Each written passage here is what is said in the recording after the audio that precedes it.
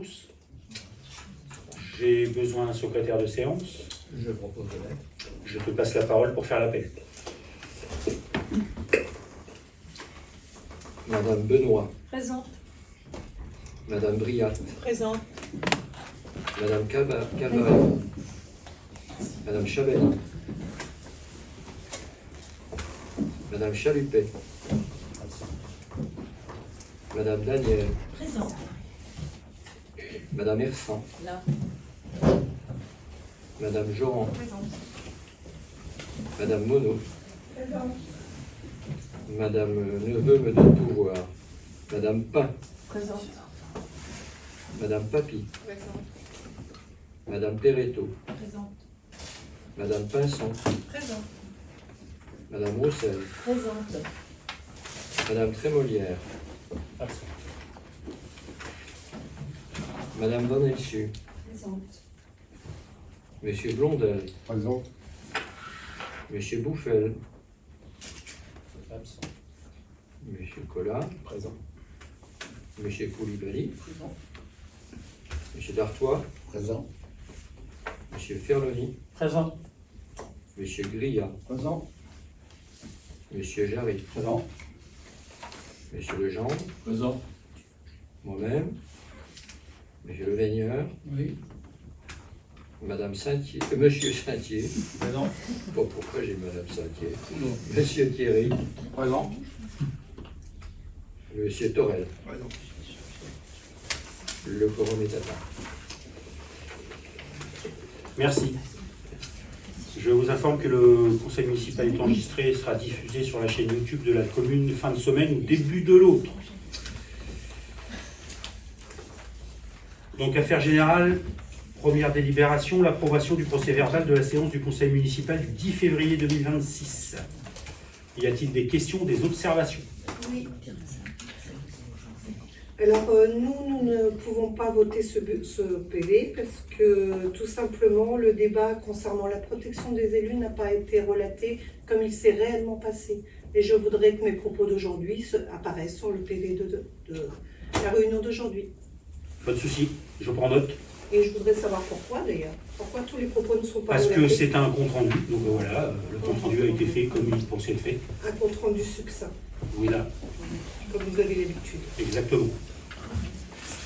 Est-ce qu'il y a d'autres observations? Moi, je prends pas vote parce que je n'étais pas là. Pas de souci. Je soumets au vote. Est-ce qu'il y a des votes contre? Des abstentions? 3 abstentions. Levez une main pour abstention.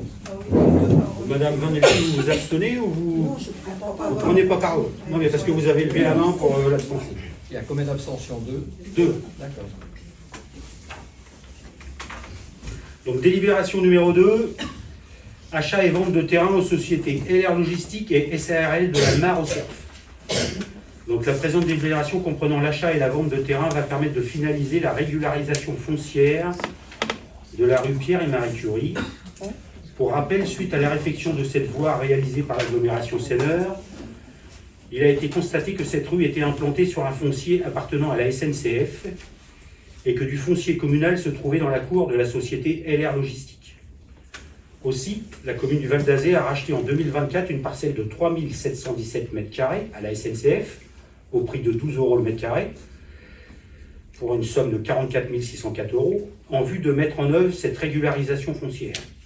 Depuis, les travaux de réfection de la rue Pierre et Marie Curie ont été réalisés par l'agglomération Seineur sur l'emprise communale.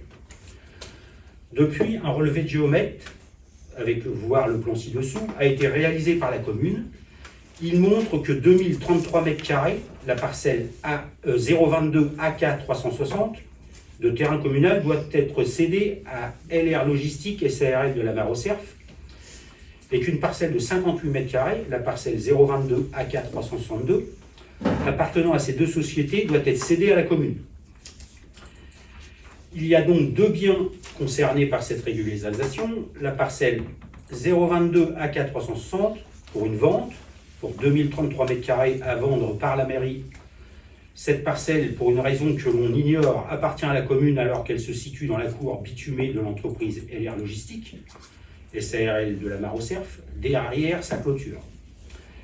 Et la parcelle 022 AK 362, là c'est un achat pour 58 mètres carrés, appartient à LR Logistique SARL de la Mare au Cerf et doit être revendue à la commune car la voirie, travaux en cours, sera implantée sur cette parcelle. Donc vous avez le plan du géomètre ci-dessous qui vous indique l'emplacement des 2 parcelles concernées. Donc en 2024, le foncier de la SNCF a été évalué par France Domaine à 12 € le mètre carré. La commune a donc acheté ce foncier à la SNCF à ce prix de 12 € le mètre carré.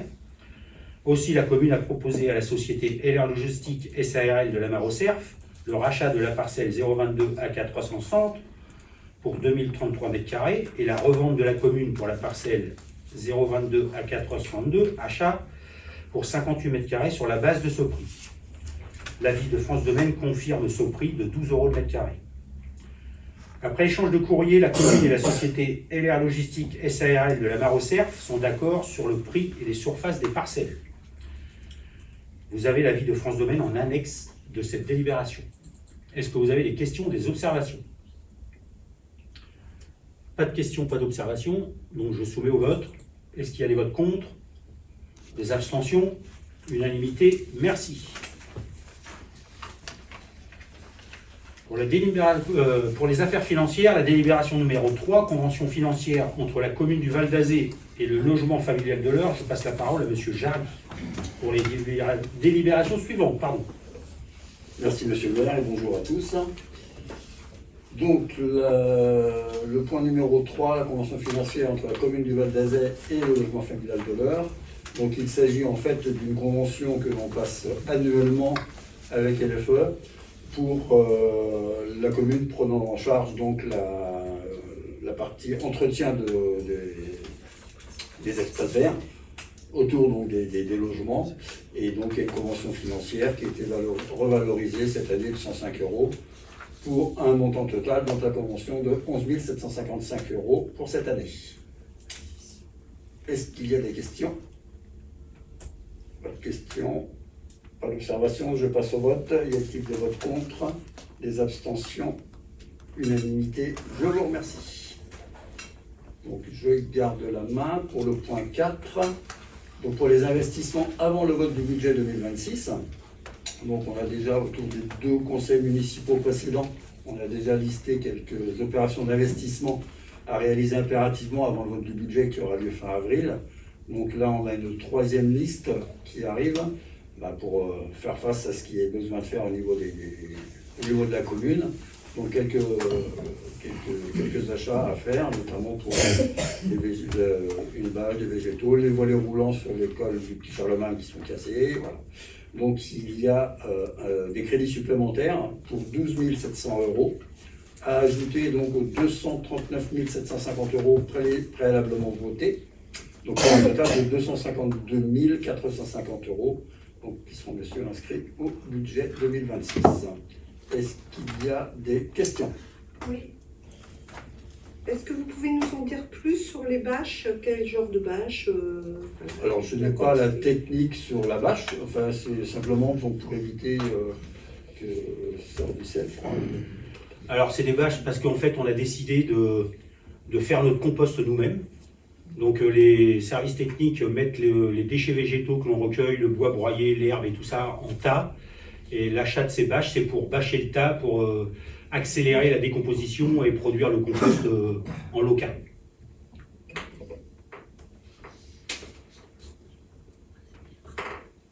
Y a-t-il d'autres questions? Oui, je voudrais savoir si ce sont tous les volets de l'école Petit Charlemagne ou qu'une partie et laquelle. Je sais qu'il y a des volets roulants qui étaient cassés dans la salle de repos. Ouais, c'est que les volets de la salle de motricité qui tombent en panne les uns après les autres. Donc ça concerne que la salle de motricité, ça ne concerne pas les salles de classe. Donc ça concerne combien de volets? Je crois que c'est 3 de chaque côté, 6. Mais c'est des grands volets parce que c'est des grandes baies vitrées.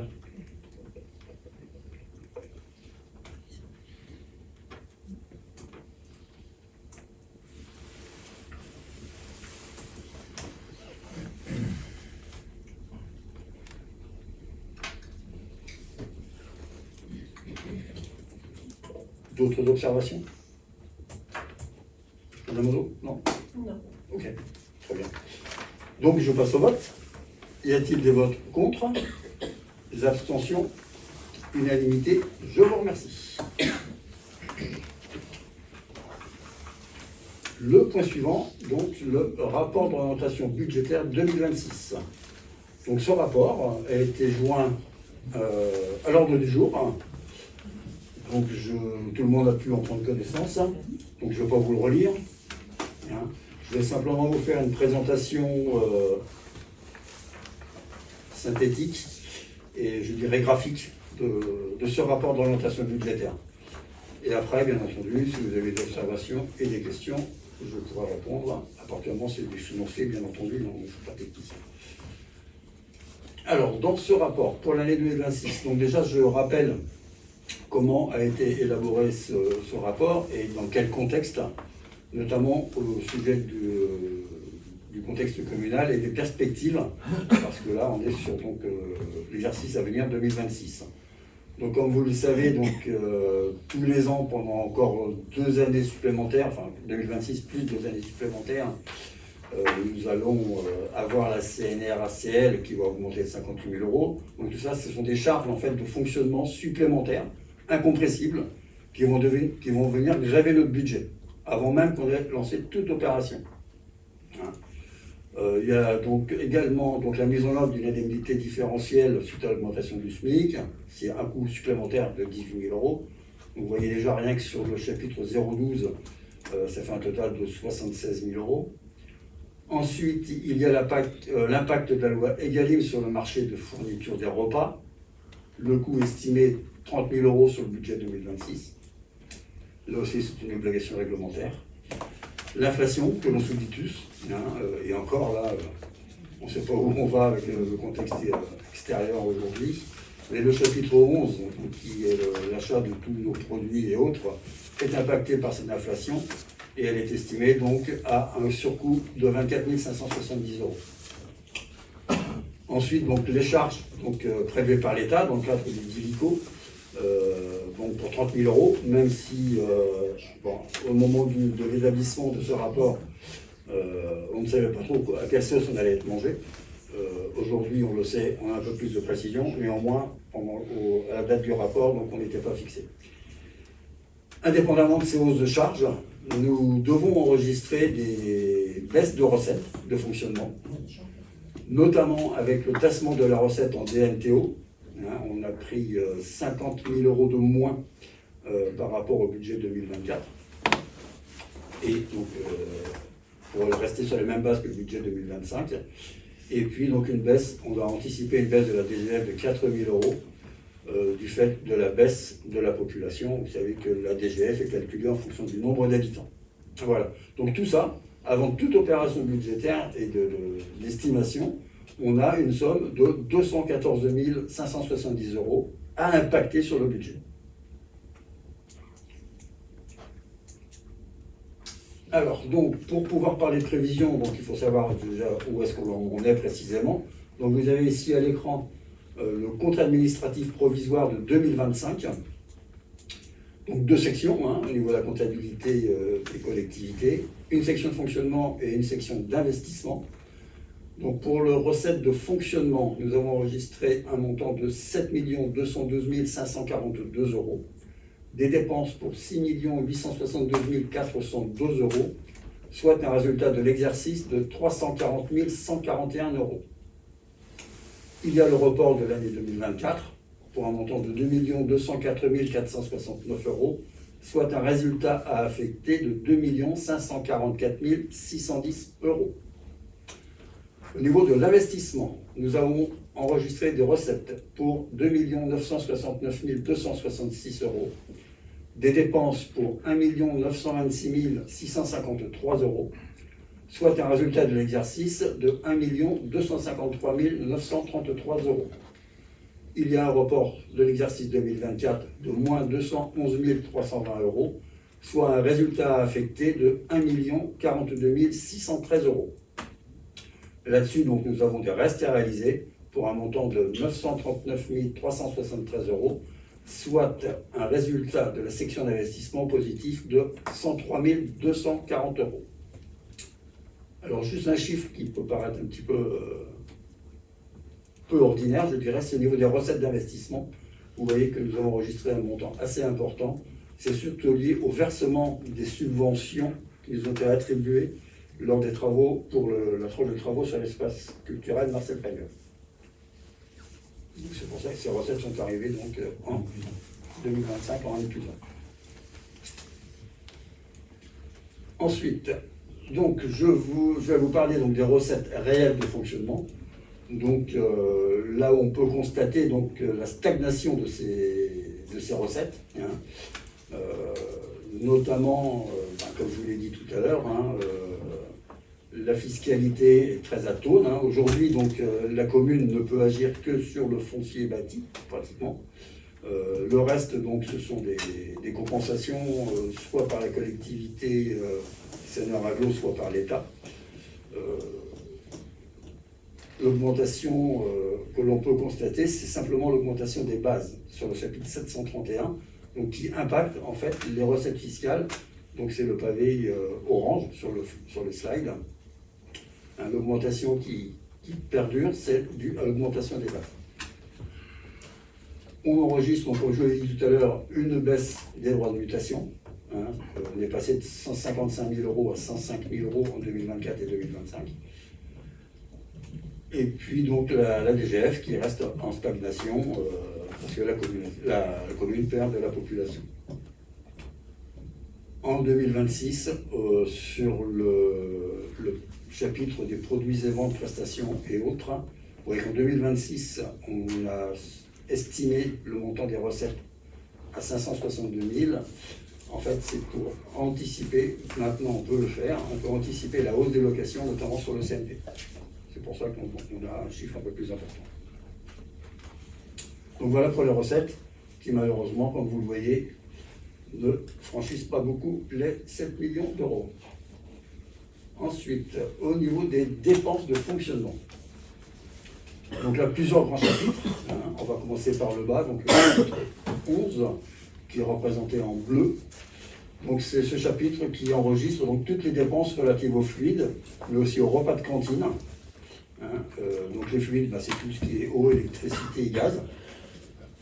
Avec donc en détail, vous l'avez dans le rapport en lui-même, vous voyez les différentes hausses que l'on peut avoir, tant sur le tarif électricité que sur le prix du gaz. Et puis donc l'impact également du prix des repas de cantine. Et il faut savoir qu'en aucun cas, on ne répercute la hausse que nous subissons sur la facture des habitants ou des parents des élèves. Donc toutes ces hausses, on les maîtrise quand même parce que on fait des efforts de tous les côtés. Ainsi, on a réduit les coûts de la téléphonie de 16 000 € entre 2022 et aujourd'hui. Et puis, donc, entre autres, on a optimisé le traitement des déchets verts et on fait une économie de 25 000 €. Vous voyez, toutes les actions que l'on peut faire aujourd'hui servent simplement à compenser le coût de l'énergie que l'on a par ailleurs. Et si on ne faisait pas ces actions-là, on serait bien en difficulté au niveau du budget. Au niveau du chapitre 12, donc c'est la partie bistre du graphique, vous voyez, c'est la grosse part. Voilà, les charges de personnel représentent 58% de nos dépenses de fonctionnement. Elles sont à la hausse, comme je l'expliquais, déjà parce que l'État nous impose une taxe supplémentaire au titre des cotisations sur la retraite des fonctionnaires. C'est quand même à chaque fois 58 000 € par année supplémentaire. Il y a la revalorisation du SMIC, il y a aussi donc le glissement, vieillissement, technicité. Notre masse salariale évolue dans ce sens-là. Les cotisations de l'URSSAF aussi qui évoluent, plus 19 000 € cette année encore. Donc tout ça fait que notre masse salariale augmente, même si le nombre de personnels, lui, n'augmente pas, il reste stable, vous l'avez vu dans les différents graphiques figurant dans le rebond. Donc le chapitre 65, donc, qui est en vert sur le graphique. Donc dans ce chapitre-là, on enregistre tout ce qui est dotation au budget du CCAS, l'enveloppe attribuée pour les associations, également la dotation que donne le SIGA, les indemnités des élus, tous ces chapitres-là, tous ces notes-là sont dans le chapitre 65. Et là aussi, donc, vous voyez qu'entre 2024 et 2025, on enregistre une baisse là-dessus. Bah, déjà parce que moi j'ai demandé personnellement aux élus qu'ils fassent leurs indemnités. C'est quand même une économie de 6 000 € par an. Et puis, on essaye de distribuer l'argent quand c'est nécessaire et strictement quand c'est nécessaire. La partie jaune, le petit liseré qui est tout à fait en haut, représente donc les intérêts de la dette et les charges exceptionnelles. Donc il faut savoir que les intérêts de la dette ont baissé de 23% entre 2021 et 2025. C'est lié à notre désendettement. Et puis dans ce chapitre-là, également, on enregistre l'atténuation des produits, donc que sont le FPIC et le DILICO.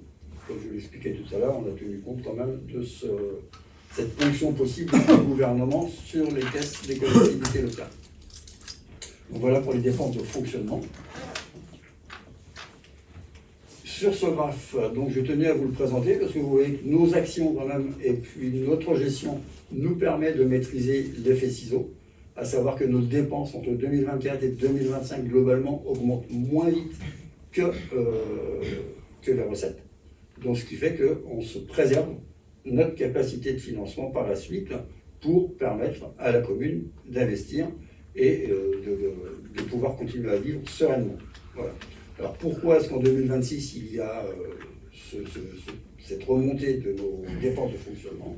Il faut savoir que sur 2026 on est sur des enveloppes budgétaires, on n'est pas sur des chiffres consolidés ou réalisés. Donc les enveloppes en dépenses, elles sont toujours, on met l'argent nécessaire pour qu'on puisse faire les travaux ou tout ce qu'on a à faire sur la commune. Par contre les recettes on essaie de les minimiser parce qu'on peut avoir des mauvaises surprises, il y en a régulièrement. Donc voilà pourquoi il y a cet écart qui en 2026 se rétrécit, mais vous voyez quand même que globalement, à part en 2022 où on a eu le premier choc au niveau de l'énergie, on arrive à maintenir quand même une sécurité, je dirais, entre des recettes qui elles n'augmentent pas et des dépenses que l'on contient quand même, malheureusement, avec beaucoup d'efforts. Ensuite, donc, cette bonne gestion, je dirais, au niveau du fonctionnement, nous permet donc de continuer à investir. Donc, vous avez ici la liste des investissements prévus sur 2026. Alors, vous constaterez donc que tous les investissements qu'on fait sont quand même faits dans le cadre soit d'une économie d'énergie, ou au moins d'une résilience énergétique, et aussi pour le bien-être des habitants. Donc, je ne vais pas vous lire, vous les avez tout à l'écran. Oui, toutes les dépenses principales qui sont prévues.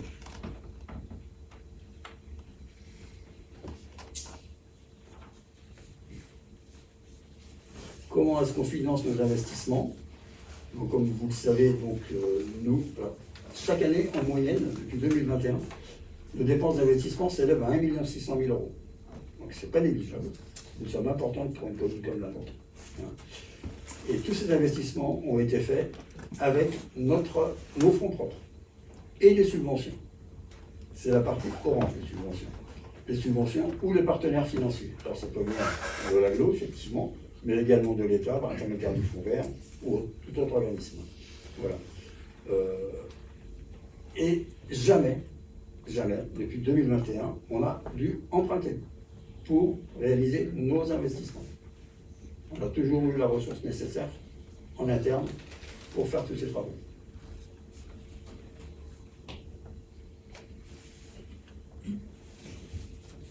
Les épargnes, donc ça je voulais vous montrer ça parce que c'est quand même un indicateur important dans la vie d'une collectivité. L'épargne brute, c'est la différence entre les recettes réelles de fonctionnement et les dépenses réelles de fonctionnement. L'épargne brute, donc c'est ce que les lignes en vert, ça représente en fait la richesse financière de la commune. À cela, donc, on enlève le remboursement en capital de la dette et ça nous donne une épargne nette. C'est avec cette épargne nette que l'on peut s'autoriser à investir ou pas. Il faut savoir qu'une épargne nette négative, c'est une situation financière qui est extrêmement dégradée. Les communes, dans ces cas-là, ne peuvent plus du tout investir. Ni même pour leurs besoins courants. La dette, donc vous avez ici donc une représentation du désendettement de la commune depuis 2021. L'encours a baissé quand même de plus de 57%, 57,94% très précisément. Et au niveau de l'annuité, donc c'est la ligne orange sur le dessus, on a une baisse prévue sur 2026 parce qu'un prêt est arrivé à échéance en 2025. Donc vous voyez que le désendettement, il est continu et permanent. Une dernière slide. Donc tout ça, vous l'avez bien détaillé dans le document. De toute façon, après, si vous voulez qu'on y revienne, on y reviendra au travers des questions. La fiscalité directe, c'est ce qui nous intéresse ici au premier bord. Alors, je voulais vous faire voir deux choses déjà sur ce schéma. Donc, au niveau des bases, vous voyez, c'est les bases qui augmentent régulièrement. La ligne bleue, avec donc l'échelle de droite, c'est la base nette imposable sur la taxe foncière du non bâti. Donc, c'est sur la droite, c'est ça, tout à fait. La ligne verte donc représente la base nette comptable pour la taxe d'habitation. Vous savez qu'il y a une réforme de la taxe d'habitation, puisqu'en 2022, on ne percevait plus du tout de taxe foncière à ce niveau-là. Au jeu de taxe d'habitation, on en retouche désormais sur les résidences secondaires. Et là aussi, donc, c'est l'échelle de droite. Par contre, la ligne orange, c'est la base nette imposable de la taxe foncière sur le bâti. Et vous voyez la hausse là, la hausse constatée, c'est vraiment l'augmentation des bases. Et ça, c'est pas nous qui décidons, c'est l'État. Et par conséquent, donc vous avez de l'autre côté le produit de la taxe. Alors je me suis simplement intéressé ici sur le produit de la taxe foncière sur le bâti. Donc vous voyez qu'il y a le produit augmente régulièrement tous les ans, mais c'est dû essentiellement à l'augmentation des bases. Au-dessus, vous avez la ligne avec le taux. Et vous voyez le taux, alors là, il s'est représenté depuis 2021, mais c'est pareil depuis 2016, le taux de la taxe foncière n'a pas été réévalué sur la commune. Voilà ce que je voulais vous présenter, ce qui me semblait être les points importants du rapport d'orientation budgétaire. Donc maintenant, est-ce que vous avez des questions? Je peux y répondre sans aucun problème. Donc, de toute façon, vous avez tous la Bible, c'est ça, de toute façon. Tout est marqué dedans. Je pense qu'on a été très précis dans l'exposé de ce document. Il est public, de toute façon. Il sera public dès lors qu'il sera voté ici par le conseil municipal.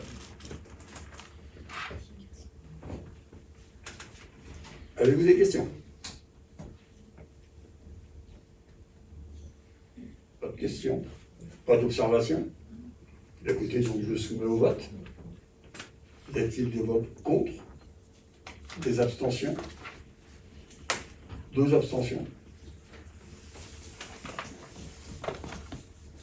Merci beaucoup. Donc je reprends la main pour les affaires diverses. Donc la décision 04-2026 jusqu'à la décision 12-2026, c'est des prolongations d'avenants pour les travaux de la salle des fêtes de Vieux-Villers, des prolongations de durée de travaux. Donc ils n'ont aucun incident sur les marchés, mais nous avons l'obligation de faire un avenant pour prolonger la durée de travaux, puisque nous avons dépassé la date qui était prévue au marché initial. La décision 13-2026, l'avenant 3 sur le lot numéro 9, sur les marchés de travaux de l'extension de la salle des fêtes de Vieux-Villers, concernant le carrelage attribué à la société Rêve Nord, pour un montant de 1 746,25 € hors taxe.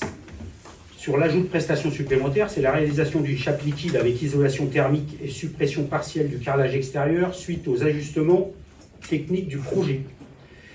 Donc le montant du lot 9, suite à cet avenant numéro 3, passe à 7 817,50 € hors taxe. La décision 14-2026 de conclure et de signer l'avenant 3 au lot 5 marché de travaux pour l'extension de la salle des fêtes de Vieux-Villers concernant la menuiserie bois, plâtrerie, plafond attribuée à la société CBR relatif à une augmentation du montant de travaux de 1 900 € hors taxe avec l'ajout de prestations supplémentaires, le déplacement de la porte, du local de rangement situé côté extension de la salle des fêtes. La dépose et création de modifications d'ouverture. La fourniture, la pose et le réglage des portes intérieures, incluant la reprise et finition associée sur des cloisons et parois existantes. Le montant, suite à cet avenant numéro 3, le lot 5 passe à la somme de 21 926,40 € hors taxe. La décision 15-2026 de modifier la décision 28-2025 en intégrant des places exonérées aux partenaires ci-dessous pour le spectacle Victor Vincent du vendredi 6 février, avec des places gratuites pour les Mécènes à hauteur de 7 et pour Espace Normandie à hauteur de 2. C'est pour les tickets exonérés. Et l'avenant 16-2026, donc ça concerne le marché avec la crame sur la fourniture de gaz. Il y a un nouveau décret depuis le décret numéro 2024-718 du 6 juillet 2024 qui oblige d'intégrer la répercussion de la charge liée au certificat de production de biogaz. Et donc d'acter cet avenant, puisque ça a une incidence financière sur le prix du mégawattheure consommé par nous-mêmes, avec pour 2026 une augmentation de 0,0041 par mégawattheure consommé, de 0,0182 par mégawattheure consommé en 2027 et de 0,0415 par mégawattheure consommé en 2028. Et nous rappelons que dorénavant, l'indice sur le calcul du prix du gaz qui était le PEG, utiliser la révision va obligatoirement intégrer cette révision de prix et que dorénavant, il s'appellera le PEG CPB et que le PEG CPB correspond au PEG initial plus le PCPB, c'est-à-dire les indices que je viens de vous nommer sur les 3 années qui viennent. La décision 17-2026 de fixer la participation financière demandée à toute personne désireuse d'assister au spectacle en partenariat avec le chef d'œuvre Gallienne s'explique des gens comme suit, avec un prix pour les gens qui vont assister qu'au spectacle à hauteur de 44 €. Voilà les décisions que j'ai à vous relater. Est-ce qu'il y a des questions? Oui. À la décision 13 et 14, on est d'accord que c'est 3 812 € de plus pour la salle des fêtes. C'est tout à fait ça. D'accord, merci. Ensuite, vous avez un retour parce que la décision 17, elle est passée, c'était le 1er mars. Vous avez un retour sur le nombre de repas avec les chefs étoilés? Aucun. Aucun. Donc ça, là, c'est des gens qui assistaient au spectacle sans assister au repas. Oui, ça j'ai bien compris. Et il y a aucun. Moi, ce que je voulais savoir, c'est les retours sur les repas. Les retours sur les repas? C'était bon? Oui. Sur les retours sur les repas, il y avait, si je dis pas de bêtises, autour de 200 personnes au spectacle. Avec le repas? Avec le repas. D'accord.